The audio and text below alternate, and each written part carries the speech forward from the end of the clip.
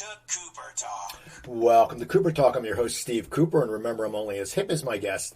I gotta tell you, people, the gentleman on my show today has had quite a prolific career, whether it be TV, movies. He's directed a bunch of stuff. I was going through IMDb, and you just look at his latest TV credits, which includes one of my favorite shows, Snowfall. He did some episodes of them, but he's been around. He directed Airheads that my friend Rich Wilkes wrote, and my guest is Michael Lehmann. Hi. I got it right. See, we talked. You did. Before. You got it wrong, just exactly right.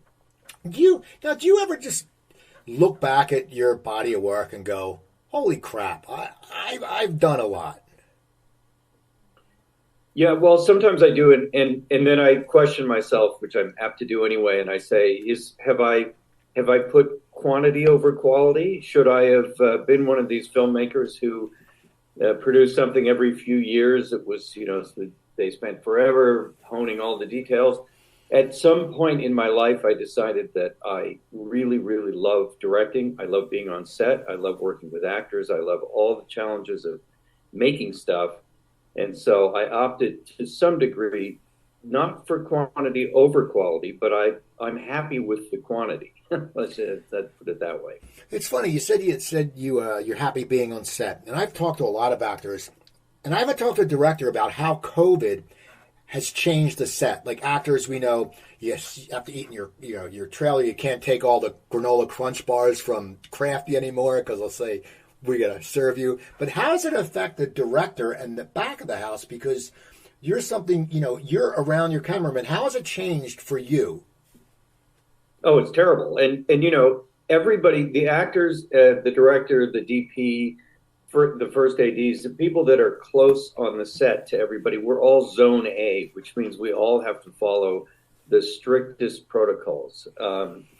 Even so far as in the early days of COVID, before there were vaccines and everybody was really worried about all this stuff, I would have to wear a mask and a face shield.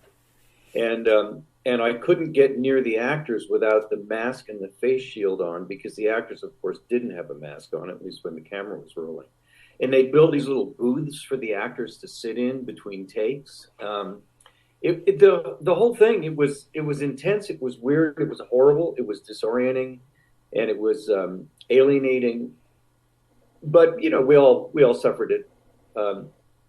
Everybody was happy to be working and to be on set. So that made up for a lot of the nonsense. But it was funny because there would be COVID monitors on set who, if they caught you without a mask, they'd go, "Mask, watch out, what are you doing?" And because you'd forget, I'd pull my mask down to talk to somebody outside when the risks were relatively little. But if I kept the mask down, somebody would pounce on me and say, "Put that on." Anyway, and then, during production, inevitably somebody gets COVID. It's usually an actor. I don't know why, but the actors, I think, were less strict sometimes in their off hours, and so actors would get sick, and you'd have to shut down. Happily, I don't think I ever completely shut down, but we'd go without an actor for 10 days and have to reschedule everything. It was a huge pain. How is that as a director when you're expecting, because you prep your shots. People just, the directors just don't show up and go, "Hey guys, do this." You prep. There's a lot of prep work. So how is it for you when you sit there and you're going to sleep and you're thinking, "Okay, I'm going to get up tomorrow, I'm going to shoot scene with this guy, and then you get a call in the morning and they say, "Oh yeah, by the way, Michael, he's got COVID. He can't do it." How do you make up for that? Do you have to think on your feet, or do you sit there and go, "We can shoot around"? I mean, how does that happen? Because that would be very frustrating to me if I was a director. Well, it's a complicated answer to that question, because first of all, I prep pretty carefully, at least in my opinion, it's pretty carefully. I map out the shots that I want. I have a really pretty good idea of what it is that I'm going to do before I get to the set. But I've always said that one of the reasons you prep is so that you can throw your prep out the window when you get to the set, because the reality of working with actors in a location with your crew, all the variables that you can't control before you go in, which include weather and things like that, you need to be prepared to depart from your plan no matter what. And I don't, the stories of these obsessive directors who will absolutely, they plan out everything really carefully and they won't deviate a bit from it. I don't know how true that is. It may be true of some. I talked to an editor, Rudy Fair, who cut Hitchcock's Dial M for Murder. And Rudy said to me, I said, oh, what was it like editing for Alfred Hitchcock? He planned everything out. He had it all mapped out. And Rudy said, no, that's bullshit. He said, Hitchcock shot like everybody else. He shot coverage like everybody else. So there is, I think it's a bit of a myth when directors say they've got everything mapped out to the detail. On the other hand, the better prepped you are, the more intelligently you can deviate from your plans. I always feel like if I show up on the set and I haven't prepared for whatever reason, I can make a schedule, I can shoot good stuff. I feel confident that it'll all go okay. It maybe takes a few minutes longer, but generally it doesn't. The problem is, if I do that, then I'm following my first idea more often than not. It's sort of what hits you. We've rehearsed the scene, or I've thought about the script and looked at the location. This is my first idea of how to approach it. If you plan carefully, you go through your first idea, then you revise it. By the time you've even mapped out a shooting day, you've already kind of gone through many different options in your head, and you're no longer going with what your first impulse is.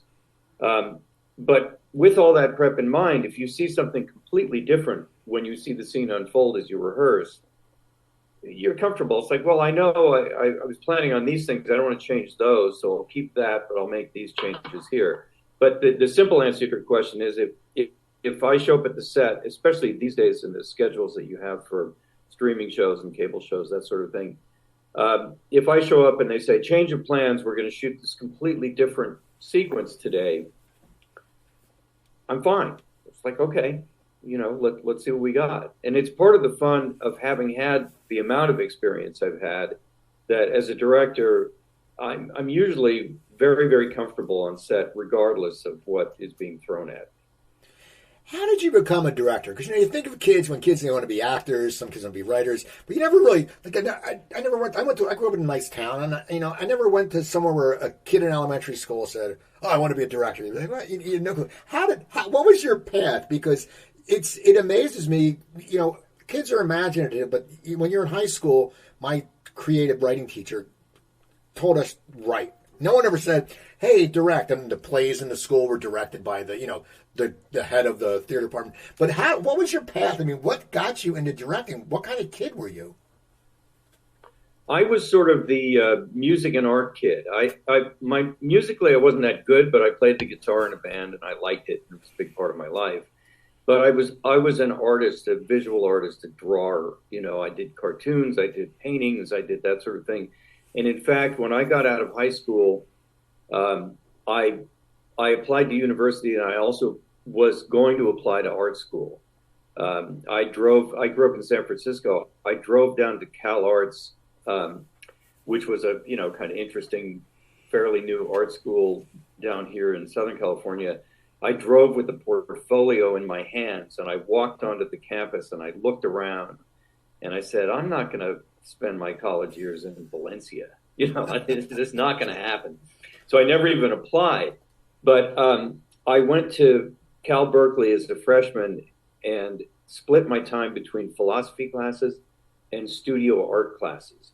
And at this point, by the way, I was also fanatic about film. I'd always been a huge film fan and had thought in my head, oh boy, I could be so lucky to be able to direct. It seemed like an impossible job to get. I spent a lot of time at the Pacific Film Archive in Berkeley, which had the most amazing schedule of films. And so I was viewing a lot of films. I was painting a lot.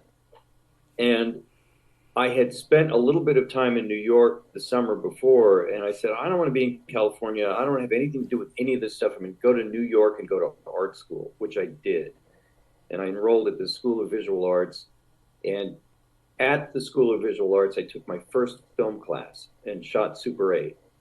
So I'd always been a film kid. I'd always been a film nerd. I made movies on 8mm cameras. I'd never had a class or anything like that. I was disdainful of film students because I thought, if you go to film school before you've learned about anything else, then your only frame of reference in life will be your limited experience and the movies you've seen, right? So I hated that. And I would argue with friends of mine, like, yeah, it's a fucking waste of time. You're going to go to film school. You won't know anything. Your movies are going to be like, and with all due respect, they're going to be like Steven Spielberg's. He has no experience except for movies that he's watched. And Spielberg is a great filmmaker, but not necessarily the person I'd turn to as a model for what kind of films I'd want to make. And so anyway, so I was in New York. I was in art school. Art school turned out to be kind of a bust. I didn't feel like it was a good enough education. So I stayed in New York and went to a university and studied philosophy and became very academic, but never gave up the art stuff. So by the time I finished with academia and realized I was never going to be happy being a philosophy professor, I said, well, fuck this. I'm going to go back to California. I'm going to figure out how to become a film director. And that was my path. Now, you went back and you went to USC? What I did was I went back to San Francisco. I had no money. I had an undergraduate degree in philosophy. I had a desire to be a director. I hadn't made much beyond what I'd done in my class in art school. I badgered everybody that I knew in the Bay Area who had any connection to film, and I got hired to be the receptionist at Zoetrope at Coppola's company. And I started there at the bottom, and I ended up working for Francis for 3 years. I applied to film school at UCLA and USC, and basically deferred an acceptance to UCLA, and USC lost my application and never even responded. So I said, well, doesn't matter. I'm working for a movie company. I moved to LA working for Francis and worked on One from the Heart and The Outsiders, Rumblefish, those movies. Meanwhile, USC found my application, and they sent me a letter out of nowhere a couple of years after I applied and said, we found your application, we'd lost it. Are you still interested? And I laughed and I sent them a note saying, well, in the time that I've been waiting to hear from you, I've worked on these movies, but I haven't made any movies. And Francis was running out of money. He lost a lot of money on One from the Heart. I think he was going off to do Cotton Club. So there wasn't much for me to do there anymore that interested me. And although I really, really loved working there and had great experiences. So I said, fuck it, I'll try film school. And I went to USC and then went there, made short films, and came out and got work as a director. So directing, you look at IMDb, The Beaver Gets a Boner is your first credit listed, just so you know, which you're probably like, what the hell? Can you just take that off? Like, but then it's Heathers. So what was your path to getting Heathers made? Because this is like in the boom when independent movies were actually like independent. Like, now they say that they're much bigger, but what was your path to getting Heathers made? Well, so I had made The Beaver Gets a Boner, which was unusual for a USC film. Most USC films are very straight down the middle, and this was a little closer to like a John Waters movie, something like that. And I got an agent, and I got some interest in Hollywood because The Beaver Gets a Boner was kind of funny and it was odd. And Dan Waters, who wrote Heathers, was an acquaintance of mine through my friend Larry Karaszewski, who I knew from film school. And I had helped Dan get an agent with his Heathers script. And he wanted Stanley Kubrick to direct the film. And of course, sure, if you can get Stanley Kubrick to direct it, that'd be good. But I told my agent, who I shared, her name was Bobby Thompson. She was at William Morris.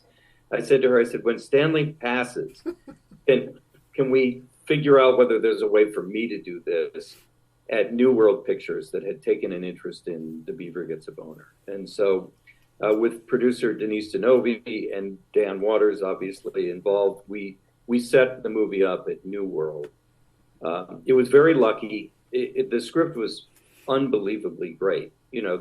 Honestly, I'm very proud of directing that movie, and I thought I did a good job for a first-time director. But the script was really pretty phenomenal. Now, when that movie came out, and I'm trying to think back, I know it got a lot of momentum later, but when it first came out, what was the reception? Was it something that people knew you all of a sudden? They said, "Hey, this guy," because I mean, it became a classic. I mean, it's a cult classic. People remember that. But how was it when it first? Because you were in that cyclone right there when it came out. What was the first cycle for? Well, we made this movie. We said, this is pretty good. This film is, we liked it. Those of us who made it, because we like the dark sense of humor, and that usually doesn't work very well. We got it into the Sundance Film Festival, and these were the very early days of Sundance. Didn't mean much. It was starting to mean something. Heather's played the same year as Soderbergh's Sex, Lies, and Videotape, which was the movie that got the most attention that year. And the response was great from some people and terrible from others. The independent film community was not particularly welcoming of that movie. They thought it was commercial. It was a teen film. It was a high school film. It had a lot of foul language in it. It had a moral perspective that many people thought was not in line with what good independent filmmaking should be. It was somewhat genre. And so a lot of people liked it, and there was a lot of positive response. And then there was a very angry backlash kind of response that was happening just right up front before the movie went past Sundance. When it came out, happily, a lot of the reviews were really good. So we did get good. We got pretty good reviews. There were always the people who didn't get it, didn't like it, thought it was overhyped, whatever. But it didn't do any box office because New World Pictures was essentially going out of business the week that they released the film. In its second week, after it had good reviews and pretty good audiences in the big cities, there was no ad for it in the New York Times because New World didn't have the money to pay for an ad. So after that gets done, so where do you go to next? Because it's funny. You look at you only wrote one movie. Okay, you wrote Meet the Applegates, right? Yeah. Now, why was that? Just an overwhelming experience? Because or you just haven't wanted to write anything after that and direct too? Because it's no, early. But what happened? I mean, why'd you stop writing? Well, I got sucked into directing a lot of stuff, and I never had the time to write. I have over the years all written other things, but and some of them are pretty good. The dream project that I worked on for a couple of years that I wrote a script for was an adaptation of the Donald Westlake novel, The Axe, which was my friend Michael London, who was the executive on Airheads at Fox and is a really good producer, produced a movie that I directed called 40 Days and 40 Nights. Michael's very great with material, came to me with this Donald Westlake book, The Axe, which was a deliciously well-written, terrific dark comedy, and we optioned it, and I wrote a script, which I thought was really good, but it was very dark, and the main character was murdering a lot of people, so we had a little trouble getting it made. Interestingly, the option ran out, and Costa Gavras, the French-Greek filmmaker, optioned it and made it in France. I can't remember if he had a different title for it, but he made a pretty good version of it that was not very successful. And recently I hear that, the director who did Parasite is doing it. But anyway, so that's a long way of answering. I still write, and I like to write, but the kind of things that I write are also not easily made. And when I do a movie, I'll do some sort of a script revision. I'm very respectful of writers. I wouldn't want to take the credit. And usually if I do script revisions in a movie situation, I do them. I offer the changes to the writer, and not to say, well, I'm going to rewrite this and my name's going to be on it as a writer. I don't do that. I'll make changes and say, what do you think of this? Is this in line with your vision as a writer? Because this is how I see it as a director, and that usually leads to something kind of, usually I hope better. Does that answer your question? Yeah. I just wondered because it's weird because I saw that and I was like, I looked and there's so many directors because you direct so much. And now you mentioned Airheads, and it's funny. I was at this business event and like this 34-year-old guy comes up and he knows about my podcast and he's like, "Oh yeah, you ever anyone from Airheads?" And the guy loved it, and like it's got like this cult following that's coming. I'm like, well, I know the writer, and then now you're on. But it's like when Airheads, I think about it now. When Airheads came out. And I knew of it because Rich is good friends with a friend of mine, my neighbor in San Diego back in the day. It had such a great cast. I mean, now Brendan's going on doing the Oscar at Buscemi. What was that like? Because that was like Sandler was. I mean, what was that? Was the early days of Sandler? Like he was getting there, but not blowing up. What was that like directing young guys? Like that probably you have to have a little bit of an ego because you're in a movie. But what is that like when you're directing like guys that are just? I heard the set was just fun and crazy, but what's it like directing it? Was it like herding cats, or what was it like? No, that was a really, really fun, good experience. That was a cast that I was really happy with that cast and put a lot of care into trying to put that together and get everybody approved. It was not easy.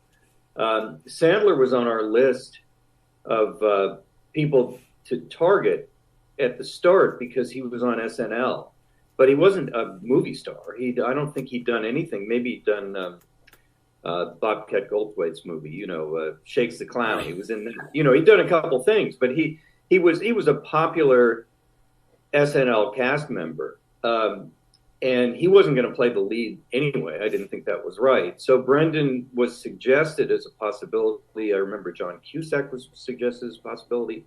And I liked Brendan from seeing Encino Man, which was I didn't think all that much of the movie itself, but I thought he was good. And so putting him together with Sandler, that seemed to make some sense. And Buscemi Steve had been in a movie that a friend of mine directed called $20. This guy, Kiva Rosenfeld, who's an editor and a good friend and a good filmmaker, never made another feature, but did some documentaries. He made a movie called $20, and I think actually Brendan had a small role in it and did well. And Steve had a pretty significant role in it, and he was great. And I'd seen him in Tom DiCillo's movies. I'd seen him in a lot of the indie films he did in New York. And so I guess what I'm saying is that the biggest achievement for me was getting people like Steve Buscemi or Joe Mantegna into a studio mainstream comedy, which was not easy. I had to fight really hard to get these guys cast. I didn't have to fight so hard to get Sandler cast. I didn't have to fight so hard to get Brendan cast, although he wasn't a star yet. But the other guys, it was a lot of work. Just to get them approved, and Michael McKean and then we had Chris Farley and Michael Richards and Ernie Hudson. We had a lot of good actors in there that they liked the script. Rich wrote a great script. It was a really funny script and it was a good project. And so directing everybody was a pleasure. That was a group that was happy to be there. David Arquette was also quite good in that. What happened was we were stuck in that radio station shooting for a long time. So a lot of us were on set together for many days. And it wasn't like actors would come in and work a day here, a day there. They were really into the film. And I don't remember any big issues trying to get performances from anybody. Brendan was fantastic. And he was very much by the book. And Adam was a little looser because he came out of stand-up and improv and sketch comedy. But, I told him, let's try to stick to the script, but if you want to deviate, we'll play around, which we did. It was funny because I was, really serious about trying to get the movie made and get it done. So my headspace was, we have to organize all this stuff. It was complicated to shoot with that many people in one space for so long to make the movie that way.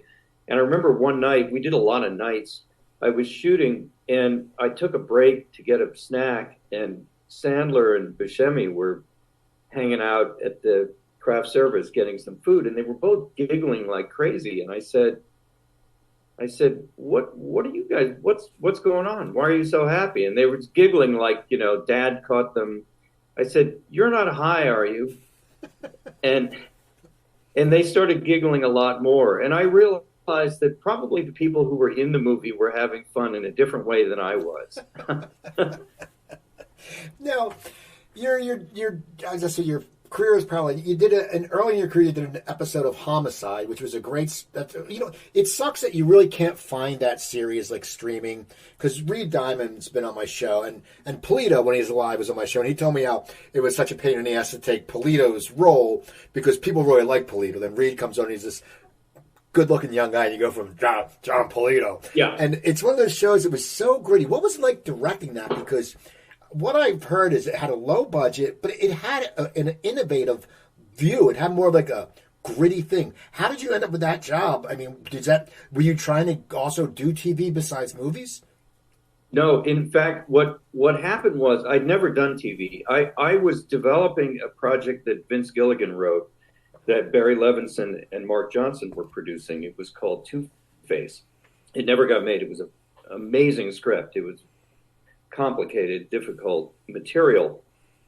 And I was trying to get it made, and it basically came down to there was one actor that it was a TriStar. They would do it with that actor. If he said no, they wouldn't make the movie. He said no, and Mark Johnson said to me, well, Barry is making a television show in Baltimore based on this David Simon book. Do you want to direct an episode? And I said, well, I've never done television. I have no idea. I've done 3 movies. I said, I don't know. Sure. Barry Levinson is doing it. I'm sure it's going to be great. And I flew to Baltimore, and Barry was shooting the pilot. And he was in the middle of shooting it. And I just watched, and I said, oh, okay, television is different. And that show had a very different shooting style than anything else anyway. And a guy named Martin Campbell was doing the next episode after Barry's, and then I was going to do mine. So I sat and watched Barry work, and I met the actors, and I hung out in Baltimore with John Waters and his crew, who were all on the show, by the way. And I did the show. Mine was actually the 3rd episode shot. I had no idea what television was all about. I had no idea how directors functioned in television as opposed to the way they do in features. And I wasn't really convinced that they either liked me very much or liked what I did very much. But I did my show, and it got moved to the finale of the season. I think it was a short season that first year. And I thought, oh, they must hate my episode because they didn't put it in order. They put it at the end of the season. And I never really talked to them afterwards. I had a good time shooting the show. It was very challenging. Television schedules are challenging. And those actors were really good, and they were very demanding. So Polito gave me nothing but grief. I show up on set, and he goes, oh, the director of Hudson Hawk. Oh, hi. This isn't like doing Hudson Hawk, is it? He wouldn't let up. And I was like, John, yes, I directed Hudson Hawk. Leave me alone. It's okay. And Yaphet Kotto pulled me aside and said, let me tell you about the first movie I ever did with Henry Hathaway directing. And he told me some story about it. Henry Hathaway tried to tell him what to do. It was on a Western. And he put Henry Hathaway in his place. And I'm like, okay, fine, I get it. I'm a young guy. I don't know what I'm doing. If you want to be that way with me, no problem. But they were all really good. I mean, I was working with Ned Beatty. It was like, and Melissa Leo did a great turn in that episode. She was fantastic. It was all sorts of really good acting going on. And it was fun for me because it was so much different than making a movie. What was Hudson Hawk like? Because that was a really big budget. Yeah, so it was a big budget. For you, you're young. I mean, all of a sudden you get this huge budget. I think I would be very intimidated. I mean, you want to do it, but you're probably thinking, I better not screw up. I mean, you already said you were worried that they didn't like you on Homicide because they moved your script. But how is Hudson Hawk getting when you find out you have this big budget?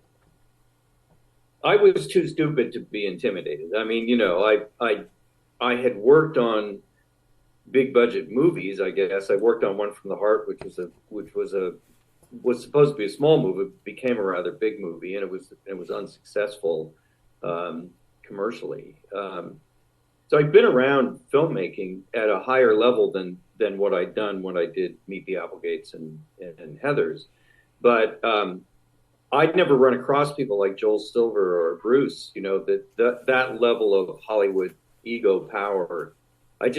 Nothing in my life prepared me for that stuff. So it was, you know, it was tough. I mean, it was interesting. I liked making the big film. The challenges were fun to meet, and it was a really complicated, high level, big budget production. But I just wasn't really.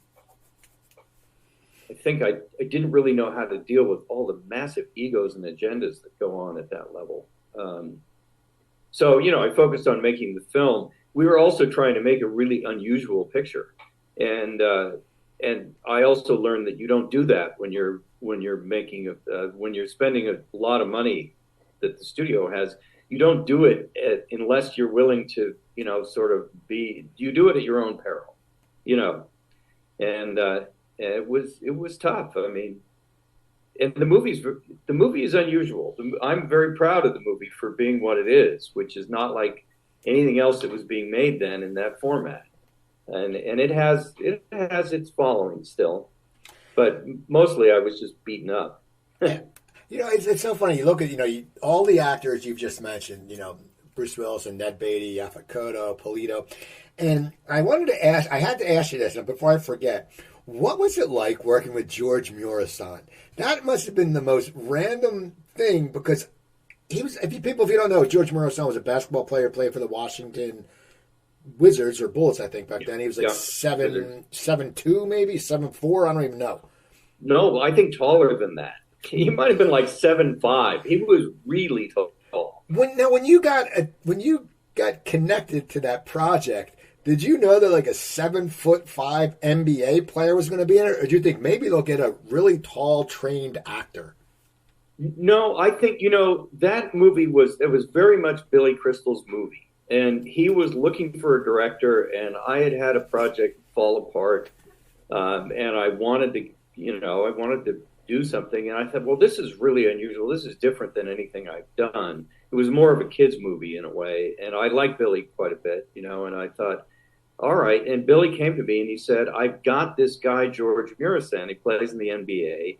He's not an actor, but he's got a very sympathetic quality, and he's game to do this. And I knew Andre the Giant, and he reminds me of Andre the Giant. And this movie is based a lot on Billy's relationship with Andre the Giant. So I said, yeah, well, let me see. And I met with George, and George had this great personality and a wonderful presence. And he was game to try to be an actor and do it. And so I thought, well, this is a challenge. You know, this is an unusual challenge. I've got an actor who's not an actor. I've got a guy who has never been on set before. English is not his first language. English is probably his fifth language. Who knows? And he's got to be right in the middle of this movie. And he's playing off Billy Crystal, who, you know, Billy is he's a big personality, you know. So that meant that George was going to have to figure out how to function with Billy. Billy was very supportive of George. That was not a problem, but it also just, for me as a director, it made it more of a problem to figure out how to get all those elements to work together. I don't know if I did or not, but. Now, I want to talk about your TV work. We did a little bit, but now Larry Sanders, you know, that must have been an experience, because, you know, I know people who wrote for Larry and they said he was a great guy, and Duchovny was on and said how the whole arc of him ending up on that show was like as a joke because he loved the show. And now it's just one of those shows, you know, when you think back, that's a show that if you explain it, it's just hip. You know what I mean? Like, it's hip. Like, you have to know the business. I mean, because it's cool. What was it like? How did that come about? And did you have a good relationship with Gary? Yeah, I had a really good relationship with Gary. He was amazing. In fact, so I was represented by Brad Gray at Brillston Gray, who was also Gary's manager. They had a famous falling out later on. And they came to me at one point with the script for the pilot to the Sanders show and asked if I would be interested in directing it. And I read it, and I thought it was brilliant and really funny. I think it was Gary and Dennis Klein who wrote. I'm not quite sure who wrote that pilot script, but and I said at that point I'd never done any television. And I said, I've never done TV. I don't think I should be the guy to direct a pilot for a television show because I don't really know enough about the mechanics of setting up a show. But this is great material, and they did the first season. I think Ken Kwapis ultimately directed the first episode. They might have gone through some other directors before then, but Ken did a lot of the stuff in the first season, and Todd Holland also. And I watched the first season and thought the show was unbelievably great. And so I knew Gary through Brad and just from around. And so they asked if I wanted to come in and do any episodes. And I said, well, that I could do. I think by that time I'd done my homicide episodes. So my virginity in television had been already violated. And so I came in and did an episode and had a great time. And that was a really special show for all the reasons everybody loves it, because the writing was so great. Gary was amazing. The group of actors was phenomenal. But it was also, the shooting style was very strange. It was a hybrid multicam, single cam style. It was shot on 16 millimeter film. They would do a table read on Monday. They would rehearse Tuesday and Wednesday, and the whole show was shot in 2 days on Thursday and Friday of that week. So you were shooting sometimes as much as 16 pages of material per day, but not like a multicam show, not in front of an audience with 3 cameras. I wouldn't even know how to do that. But it was a really interesting production, and the actors were so good, and Gary really played a big role in sort of determining how much they could or couldn't improv or go off of script. But usually by the time the shooting was done on Thursday and Friday, the scripts had been very well worked out by an incredibly strong team of writers. So you had great writing, and you had Gary's vision for what the tone of the show could be and should be. And then we had this challenging way of shooting. I thought it was really terrific. I mean, never had so much fun doing anything before, and it was hard. I mean, it was challenging. Now, in the later years, you've moved towards TV. I have a friend who directs a lot of commercials. This guy's named Jordan Brady, and he had directed, some independent stuff. And he said, when you do a movie, it takes a whole year of your life. He says a commercial, at least, like you have to do the promo and everything and this and that and this and that. But he said when he does a commercial, he just did the Kelly Coco campaign. He said we shot 8 commercials in whatever time. With TV, you come in. Is that one of the reasons why you gravitated towards TV? Because I'm sure as you get older, you're like, I don't want to spend a whole year on a project. And you are an accomplished director. So if you look at your resume, you work on all good shows. It's not like you're sitting there going some show with a wrestler juggling a baboon or something like that. Right. I mean, so why did you decide to transition over to TV more? Was it just because of convenience and because you suffer a little burnout when you do a lot of movies? No, what happened was the kind was hard to get off the ground. It's tough. If you want to do dark comedies, if you want to do satirical work in Hollywood, you can't. People don't want to pay for that stuff. And in order to get any of those kind of movies made, you need to be both lucky, and you also need to get actors that are meaningful, involved, and you need to maneuver through a lot of stuff. So I would get impatient, and I'd say, I don't want to spend this much time not being on set. And that's why I did. I did Homicide when a movie fell apart. I did the Larry Sanders Show when I was developing other stuff and wasn't ready to go into production on movies, and I could go in and work for a little short amount of time with good actors and good material. And this had been happening throughout the 90s for me, that I would just go, and TV for me was a chance to sort of stay sharp, be on set, work with good actors, work with really good writers, and not have all the time demands of a feature. Plus, like you said, it's not going to take 2 years of my life. And I would do things like I'd do them randomly, but I would only do material that I cared about. I did the 4th episode of The West Wing, and that show had not, only the pilot had been shot. But I thought, oh, this is really good material, and these actors are great. And I had a great time. I'd go in, I'd work for a couple weeks, and then I'm gone.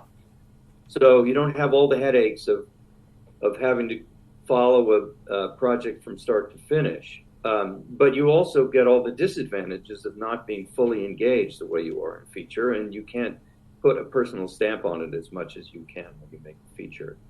So I would sort of go back and forth on these things. And then I think starting with, I did a show called The Comeback for HBO.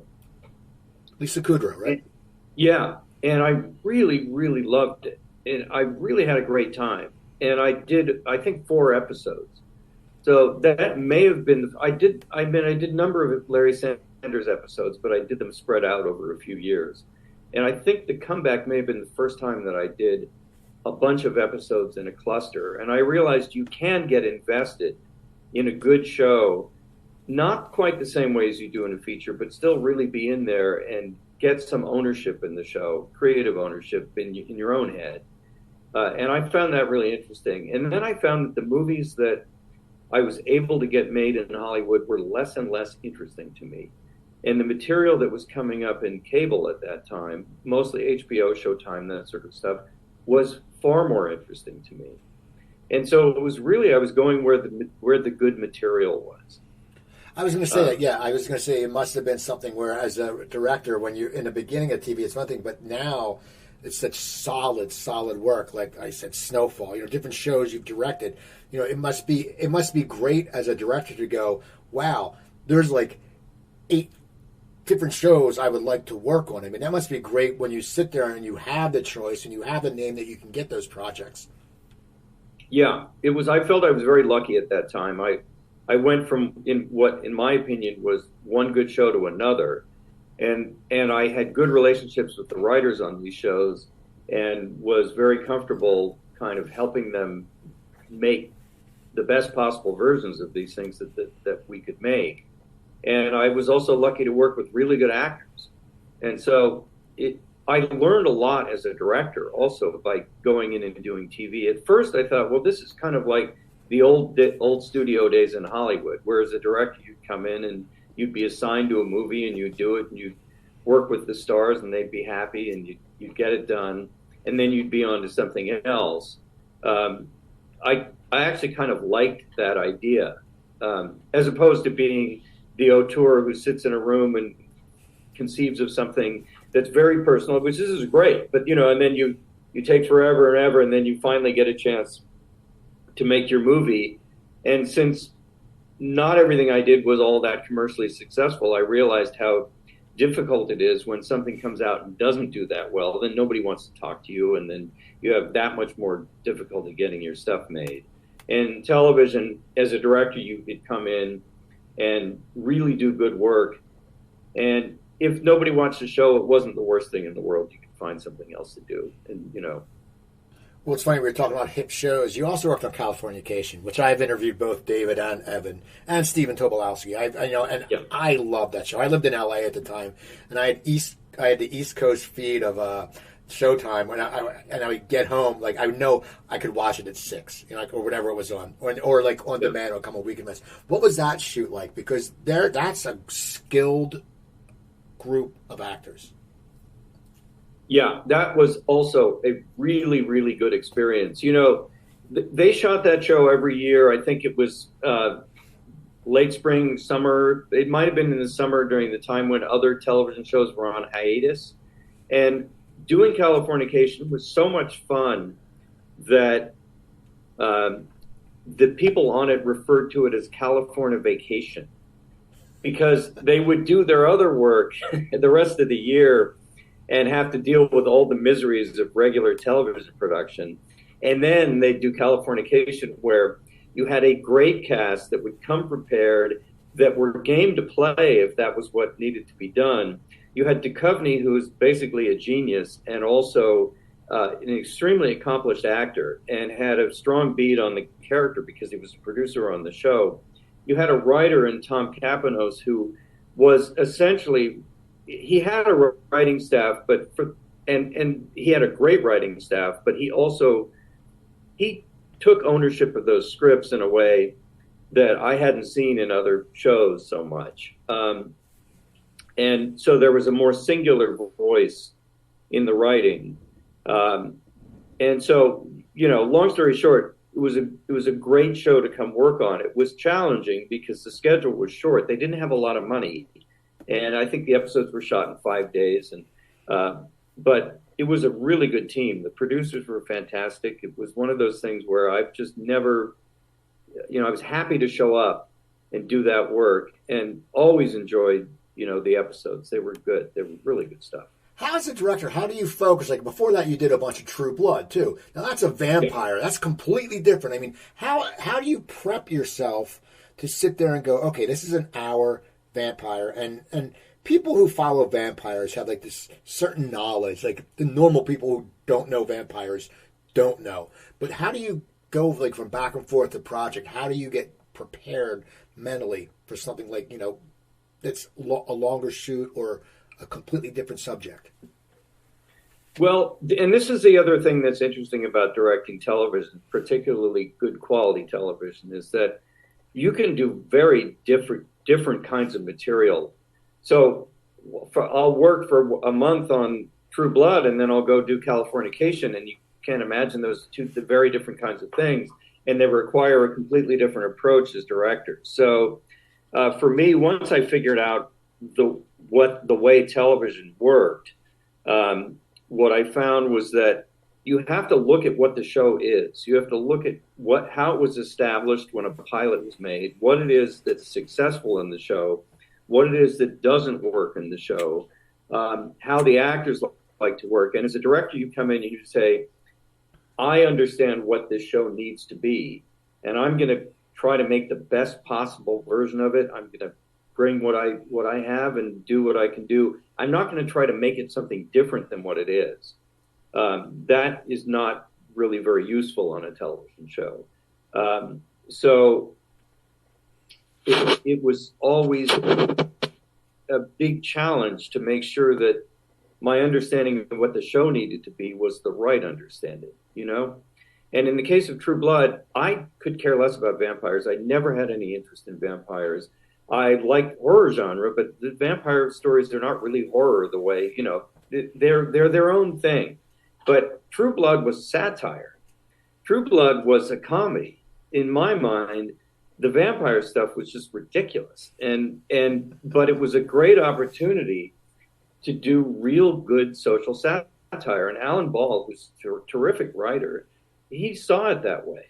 Vampires were the outsiders. They were gay people. They were black people, whatever. The vampires were representative of those who were not accepted in society. And that drove the show.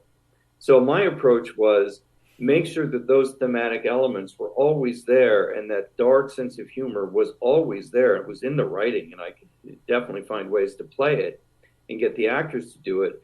And at the same time, it was a pretty high quality production. So we could do really cool stuff and look great. There were great DPs on that show, and the design was terrific. So that was a very controlled, precise, specific way of shooting. Californication was very loose. It was set in LA. There were a lot of location shooting. You didn't have time to do these fancy shots or do things that were as choreographed or so carefully controlled, but you had great comic actors. So there, the focus was on how do you get everybody in the right frame of mind to do the right kind of comedic performances, and where do we put the cameras in order to enhance that, but not overwhelm the performances. It's not about the look of the show, but you're never just recording a performance. You're always, it's cinema. You're figuring out a look. it's right for the show. It's visual storytelling. Does this make sense? Yeah. Now I want to ask you. I do have to ask you about two things. One, well, you did Blunt Talk, which was a great show. And the funny thing about Blunt Talk is I remember looking at that poster of him on a boat. I was actually his photo double for that poster. I was living in Hollywood. I went to a studio, and they had me and other people looked like the cast. I stood on the raft, and they gave me the microphone, and they checked the lighting, and then we left, and then they all came in later and did it. But that's why I always cracked up when I saw that. I forgot I even did that. But what was it like on that set? Because that was a good show. I really enjoyed that show. It's funny. I had dinner last night with Jonathan Ames, who created the show. That was an interesting thing because I'd worked with Jonathan. We did a show called Bored to Death in New York with Jason Schwartzman and Zach Galifianakis and Ted Danson, and that was a great show.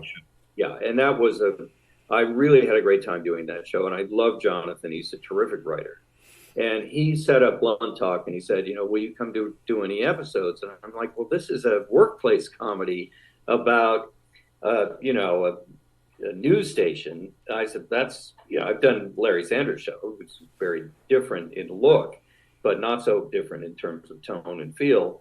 And that was a really, really good cast on that show.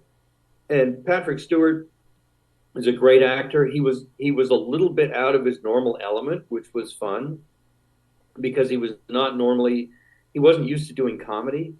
And there was a bit of kind of just making sure that he was in his right comfort zone for the particular comedy of that show, and for what Jonathan was writing. So it took, there was a lot of directing involved in just trying to figure out how to get all the elements to work together well. But once again, that was a lovely cast. They were really good to work with together. They were very good. And Jonathan's writing is he has such a singular voice. His point of view comes across in everything he does, and he's an odd character with a great perspective on life. So, and because I'd worked with him, I understood that, and I had a pretty good idea tonally what it was that you could do in filmmaking to bring his voice, which was in many ways a literate voice, to bring it to the screen. That was a fun show. I'm glad you liked that. Not very many people saw that show. Me and my wife watched it. Okay, now I got to talk to you about Snowfall. To me, that's such a great show. I've watched it since the beginning. I sit there. A good friend of mine, I said, he said, what should I watch? I said, you got to watch Snowfall. And I've seen, the character Franklin develop over the years, like to the thing. Which episodes did you direct? What seasons? So I directed episodes in the first 3 seasons, and God, it'll be hard for me to tell you exactly which ones, but and this was an interesting show because Singleton created the show, and Tommy Schlamme was also involved as a producer, and Dave Andron was running the show with Singleton, and first of all, amazing show, just an unbelievable cast. The writing was always really interesting and very challenging, and the tone of it was hard to get right because in some ways it was kind of almost a genre gangster action show, but it was really very character driven, and the cast on that show is so good.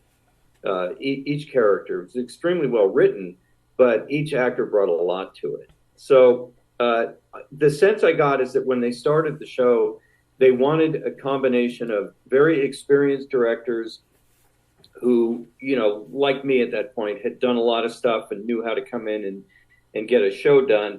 And then a lot of young directors, ethnically diverse women, people that hadn't been given the opportunities to direct in television so much in the years before that they would come in and maybe wouldn't know quite how to make the machine function the way the more experienced directors did. And I got a kick out of that. I thought it was kind of fun that all the directors were great, but we would all have different approaches. And the cast they were very good to work with. They were very open. I always thought it was funny. I'm doing this show about 1980s cocaine dealing in South Central LA. I lived in LA at that time, but my life in LA was very different. And so I thought, I'm not exactly authentic to this, but I do remember the period, and I knew a lot of people who were, peripherally in that world. And I knew John Singleton, and I loved him. He was quite an amazing person. So I felt both a little bit of an outsider and also in many ways an insider. And that was fun. The show stylistically was, very loose, very visually interesting, different than a lot of stuff I'd done. We moved the camera a lot. We did a lot of cool shots. We did a lot of great kind of very, very inventive sort of stuff. It was a real pleasure. And I did first 3 seasons. I did 1 episode each season, and I was going to do the finale in the 4th season, but it was the pandemic. And I ended up not doing it because they had another director who was going to do 1 episode. They had to combine episodes. So I sort of fell out at that point and ended up doing something else. But boy, I just, Damson, the lead actor, he's so good. He is just so good. People didn't realize he's a Brit. I know. My wife saw him on the Today Show, and she goes, he's British. I said, yeah, I know, because I do my research. But yeah, people don't know, because you don't. But nowadays, you think when you see a show, there's a good chance they're a Brit. So, one final question: what's on your docket coming up? What can we look for with you coming out? Because I know you work all the time. I mean, you're one of those guys. I know when we talked, I think you were getting done a production. Or what's going on with you right now? Well, I just finished. There's a show called American Rust with Jeff Daniels that did a season on Showtime, and it moved over to Amazon Freevee, and they did a 2nd season. And I did 2 episodes. I've always loved Jeff Daniels. The show shoots in Pittsburgh. It was a gritty, dark drama, very, very, Heartland America, Rust Belt America. I loved doing it. I had a great time. Maura Tierney and Jeff Daniels and Mark Menchaca, a bunch of actors that were really good. I just finished that. So that's what you have to look forward to. I don't know when that'll air, sometime, I guess maybe fall. I don't know how long it takes for them to put it together. But that's what I did. Yeah, I don't know. After that, I'm not sure what I'm going to do. And the landscape is changing a lot now. It's funny.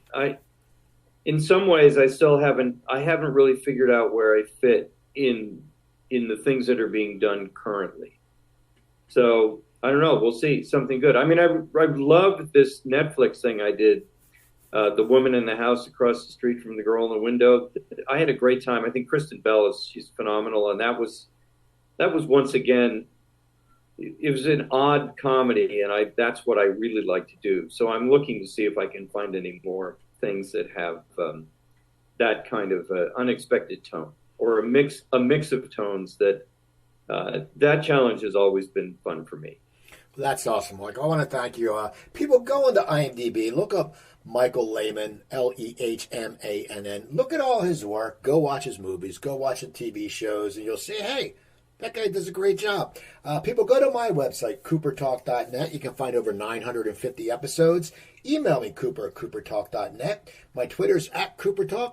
Remember, I'm Steve Cooper. I'm only as hip as my guests. Don't forget, drink your water, eat your vegetables, take your vitamins, and I'll talk to you next time.